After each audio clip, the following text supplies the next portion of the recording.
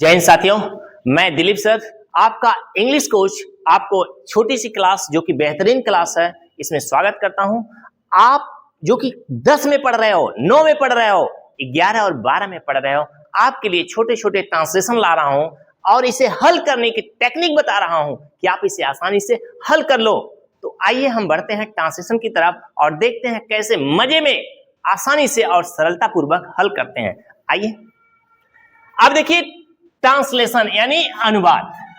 अब इसमें क्या करना है? ट्रांसलेट। ट्रांसलेट मीन्स अनुवाद करो। द फॉलोइंग माने निम्नलिखित वाक्यों को किस भाषा में? इनटू इंग्लिश यानी अंग्रेजी भाषा में अनुवाद करो।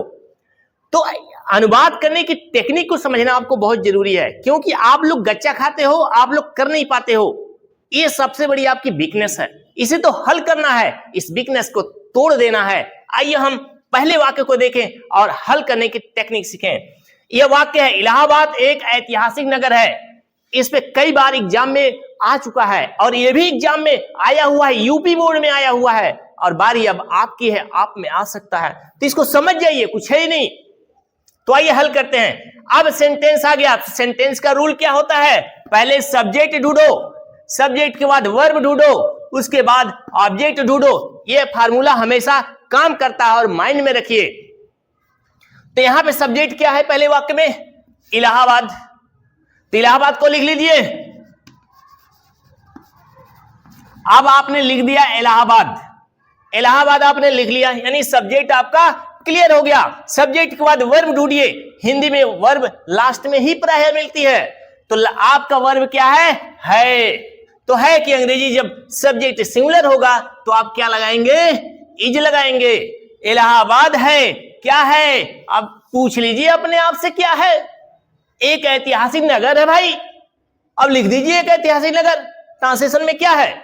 कुछ नहीं है, बस परेशान हो जाते हैं। एक ऐतिहासिक नगर लिख दीजिए, वाक्य बन गया। क्या हो जाएगा? एक की अंग्रेजी क्या होगी? ऐतिहासिक की अंग्रेजी क्या होगी? हिस्टोरिकल। हिस्टोरिकल माने ऐतिहासिक। नगर, नगर तो आप जानते हैं, क्योंकि आप लोग भी तो कहीं ना कहीं किसी न किसी सिटी में रहते होंगे। वो सिटी क्या है? नगर ही तो है। अब बोलिए ट्रांसलेशन बनाने में कोई दिक्कत? कोई दिक्कत नहीं है। अब आइए आगे बढ़ते हैं। इस वाक्य में भी यही फार्मूला लगाइए। सब्जेक्ट ढूंढिए, वर्ब ढूंढिए, ऑब्जेक्ट ढूंढिए। अगर नहीं ढूंढ पाते हैं तो आप जान जाइए सब्जेक्ट कहां मिलने वाला है। यह शिक्षा का केंद्र है। भाई इलाहाबाद सचमुच शिक्षा का केंद्र है। वहां पे बड़ी बड़ी कोचिंग संस्थाएं हैं, बड़े बड़े शिक्षण संस्थाएं स्थित हैं। बहुत बहुत विद्यार्थी वहां तैयारी के लिए जाते हैं, पढ़ने जाते हैं और मेहनत करते हैं, अच्छा खासा जॉब भी कर रहे हैं। तो आइए हम इस सेंटेंस को देख रहे हैं। यह शिक्षा का केंद्र है। यह की अंग्रेजी, यह की अंग्रेजी तो आप जानते होंगे दिस होता है, लेकिन दिस मत लगाइए। अगर इलाहाबाद में बैठे होते, वहां होते, तब दिस लगा देते, ठीक था। दिस माने यह है यानी यहां, लेकिन थोड़ा दूर है तो ऐसे भाव में जब कुछ क्लियर ना हो तो ईट लगा दो ना। इसको ईट लगा दीजिए, ईट। अब आपने सब्जेक्ट लिख लिया ईट। अब आप क्या खोजेंगे? क्रिया। क्रिया आपको है, मिल गई। इट एक वचन है तो क्रिया भी लगाइए एक वचन की। इट इज यानी यह है। क्या है भाई? यह क्या है? शिक्षा का केंद्र है। क्या है? शिक्षा का केंद्र है। तो यह है। अब हिंदी में एक फार्मूला होता है, जब हिंदी के ट्रांसलेशन को अंग्रेजी में बदलते हैं तो पीछे से आने की प्रक्रिया है, पीछे से आने की प्रक्रिया है। तो यहां पे मामला है केंद्र, यानी है तो लिख लिया। आप क्या है? केंद्र है। तो it is the centre. Centre माने क्या होता है भाई?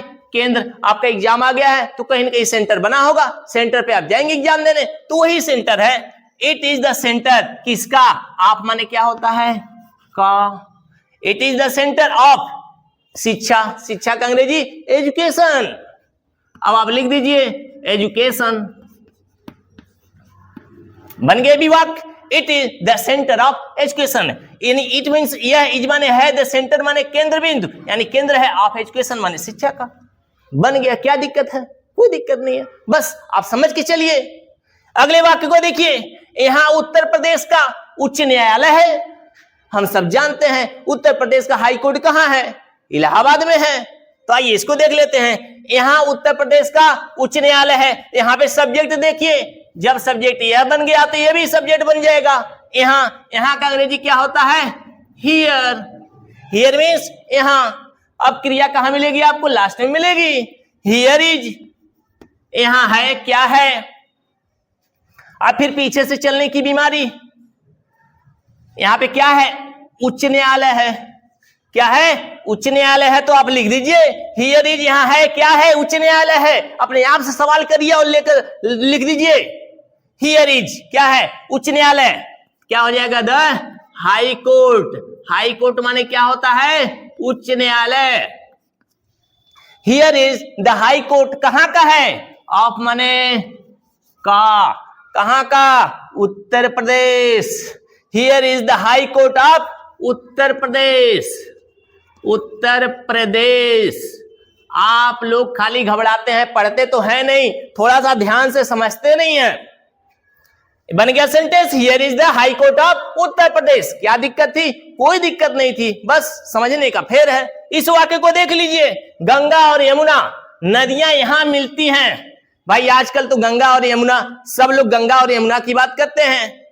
सचमुच गंगा और यमुना अपने उत्तर प्रदेश की शानदार नदियां हैं और इनका संगम भी है। संगम कहां है? आप सब जानते हैं। कहां पे है? इलाहाबाद में है। तो आइए इस वाक्य को हल करते हैं। गंगा और यमुना नदियां यहां पर मिलती हैं। यहां सब्जेक्ट ढूंढना है सबसे पहला काम। तो सब्जेक्ट क्या है? गंगा और यमुना नदियां, ये हमारा सब्जेक्ट है। ये क्या हमारा सब्जेक्ट है? तो इनको पहले लिख लीजिए, the Ganga and the Yamuna. अब ध्यान से देखिएगा, भारत में नदियों के पहले द लगता है, याद रहे, द लगाना ही पड़ेगा। The Ganga and the Yamuna, reverse. क्या? रिवर्स। रिवर्स मीन्स नदियां। अब देखिए, मिलती हैं। क्या? मिलती हैं। मिलने की अंग्रेजी क्या होती है? मीट। मीट माने क्या होता है? मिलना। मिलती है, कहां मिलती हैं? यहां, यानी हियर। हियर मीन्स यहां। इस तरह से मेरे प्यारे बच्चों, देखा आपने ट्रांसलेशन कैसे हल होता है। ट्रांसलेशन हल करने के लिए आप लोग परेशान हो जाते हैं, हैरान हो जाते हैं। सबसे पहले बात, स्क्रीनशॉट ले लीजिए, आप लोगों को दिखाई देना चाहिए। आप लोग ध्यान से पढ़ेंगे कैसे? आप नोट करके इसको प्रैक्टिस करिए कैसे बना है। इस तरह से मेरे प्यारे बच्चों, यह आपकी छोटी सी क्लास समाप्त होती है। फिर मिलेंगे आपसे नेक्स्ट वीडियो में। आप पढ़ते रहिए और आगे बढ़ते रहिए और जीवन में कुछ नया करके दिखाइए।